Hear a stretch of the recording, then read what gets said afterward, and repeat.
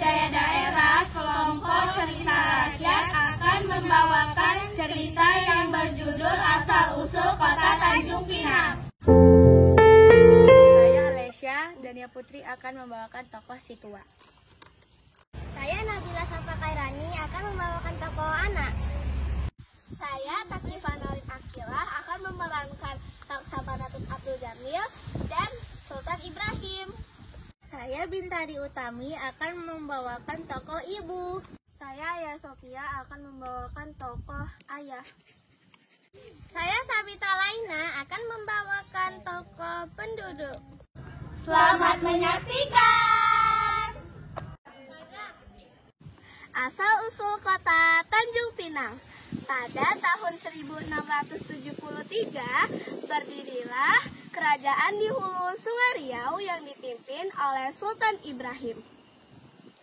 Masa itu, kerajaan tersebut beberapa kali memindahkan pusat kekuasaannya hingga pada suatu hari, Sultan memberikan perintah kepada Laksamana Tun Abdul Jamil untuk membuka negara baru bagi kerajaan Melayu Johor di Sungai Carang. Atas perintah tersebut, Laksamana Tun Abdul Jamil memperluas kerajaan Melayu Riau hingga kepulauan. Tahun-tahun berlalu, kerajaan Riau berkembang dengan pesat hingga mencapai masa kejayaan dipimpin oleh Raja Haji. Pada masa itu, dibangunlah dua buah istana megah. Istana pertama dibangun di Pulau Biram Dewa, atau lebih dikenal dengan sebutan Kota Piring. Lalu, istana kedua dibangun di Pulau Galang Besar. Dan pada pemerintahan Raja Haji, kehidupan rakyat Riau sangat makmur. Rakyat Riau dikenal sebagai orang yang baik, ramah, serta elok berbudi bahasa. Sehingga banyak saudagar datang dari berbagai negeri untuk dagang di kerajaan ini. Pada masa itu, hiduplah sepasang suami istri berusia parubaya yang tinggal bersama putri mereka. Putrinya dikenal sebagai anak yang pandai.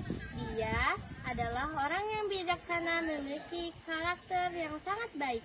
Putrinya merenungkan kehidupan mereka di pulau itu. Mereka sudah lama tinggal di tempat itu. Bosan banget nih, jalan-jalan Sang anak bergegas menemui orang tuanya. Ya, ibu, saya izin jalan-jalan keluar rumah ya. Ibu dan ayah menjawab, Iya nak, jangan jauh-jauh ya. ia pun berjalan ke daerah pantai dan tertampak olehnya seperti Tanjung tak berpenghuni. Lalu ia pun mempunyai sebuah ide cemerlang. Ia bergegas menemui orang tuanya untuk menyampaikan keinginannya pindah ke tempat baru. Ayah, ibu, tadi saya melihat sebuah tanjung di daerah hulu Sungai Riau. Sepertinya tempatnya bagus dan belum berpenghuni. Bolehkah kita tinggal ke sana? Ucap sang anak. Sang ayah terkejut dan heran mendengar perkataan anak perempuannya. Diliriknya istrinya. Sang istri melihat kebingungan di wajah suaminya. Kemudian ditatapnya wajah anak perempuannya yang berseri-seri penuh semangat. Mendengar hal tersebut, sang ayah mengambil keputusan untuk memenuhi keinginan putrinya. Sepertinya ide dari kamu bagus dan boleh dicoba. Jadi ayah dan ibu menyetujuinya, ucap ayah. Putri pun tampak senang dan bersemangat menyambut hari persiapan mereka untuk berangkat. Tidak seperti malam-malam biasa. Malam itu, si anak perempuan sulit terlelap.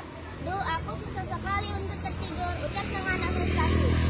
Ketika sudah dapat tidur, rupanya malam itu ia bermimpi didatangi oleh seorang tua. Pesan orang tua dalam mimpinya adalah untuk menanam pohon pinang di tempat yang akan mereka tinggali kelak.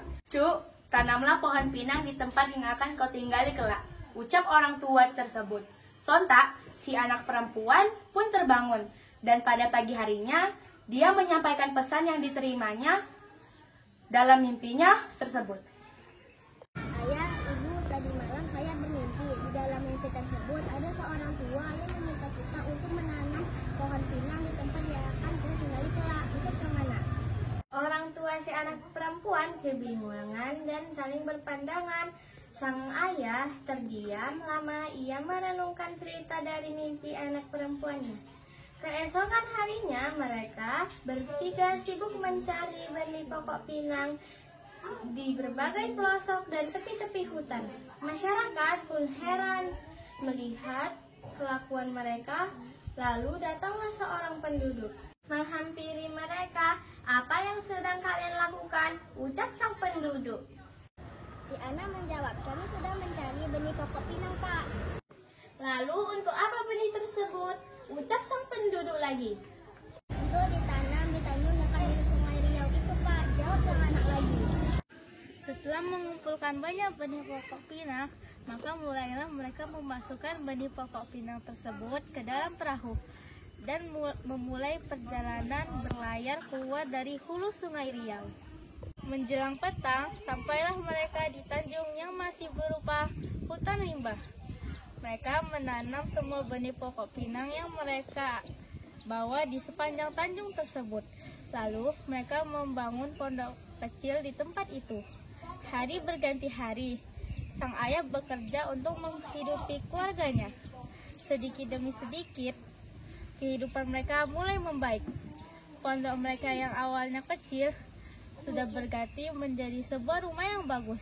Setiap sore, mereka selalu bersampan di ujung tanjung tersebut. Tahun-tahun berlalu. Satu persatu orang mulai pindah dan bertempat tinggal di pulau tersebut. Ada yang berkampung di dekat rumah suami istri tersebut. Ada pula yang tinggal jauh di dalam hutan yang berbukit-bukit. Orang-orang akhirnya menyebut tempat itu Tanjung Pinang karena banyak pohon-pohon ditanam di sepanjang tempat tersebut untuk membedakan dengan tanjung-tanjung yang lain. Ternyata mimpi si anak perempuan tentang pokok pinang yang ditanam di sepanjang tanjung akan memberi makna sebuah nama kota, Tanjung Pinang. Sekian cerita dari kami. Wassalamualaikum warahmatullahi wabarakatuh.